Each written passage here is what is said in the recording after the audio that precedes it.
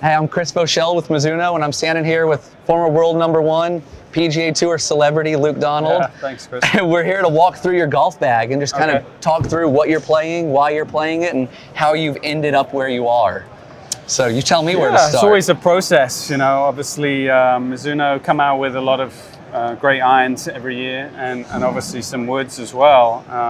And that's been the biggest change, I guess, for me, the woods. But maybe we'll start from the beginning with the sand wedge and the lob wedge. You know, these are the T7s. I had the blue ones before that. Just went to a more traditional looking one this year.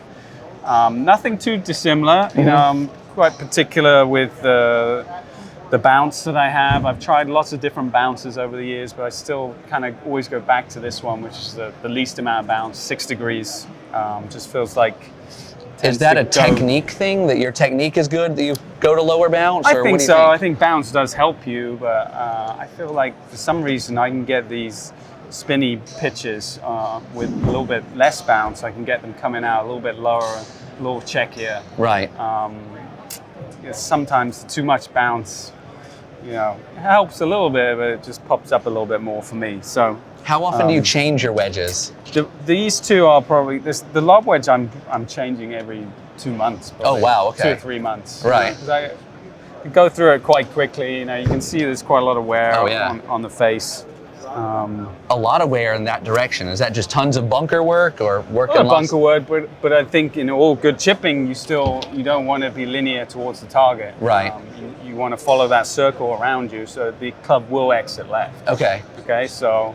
I'm not spinning it, I'm not cutting across it, but if you're descending blow, which you should be with a club, unless it's a driver, it's going to go to the left. Right. So you want to see a little bit more of that kind of line. That's nice. So let's talk about your iron. So you're a blade guy. I'm kind of a blade guy. So yeah, I've kind of gone through lots of different types, really. You know, a little bit more of a sort of slight cavity back. Where, you know, what would you call it? Like we call it like a shallow cavity. Shallow cavity, and then obviously I tried the JPX for a little bit. Right. The JPX for me were almost too forgiving. Right. Oh, really? It was just like the sweet spot was too big enough that I sometimes couldn't feel if I was really hitting in the middle. Okay. So that was.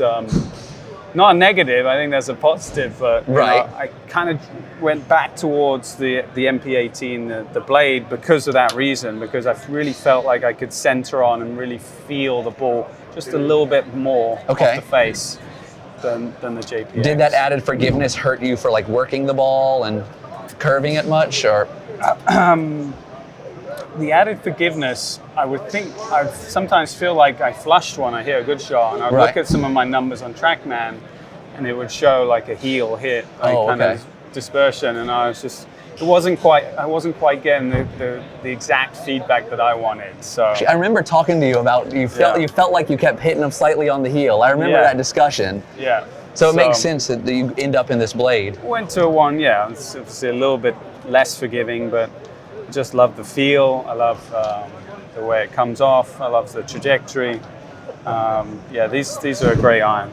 And then as you progress your way up through the set, I see a unique 3-iron in here. Yeah, so I do have this MP18, what you call the fly high, MMC. Yep. So I have this one. This just allows me to launch this club a little bit higher. Right. Gain a few extra yards. It's a good bridge between this and my 2-iron. My hybrid, which I usually play the hybrid. Occasionally I'll put the 2-iron version of this. Okay. Depending on the golf course. Yep.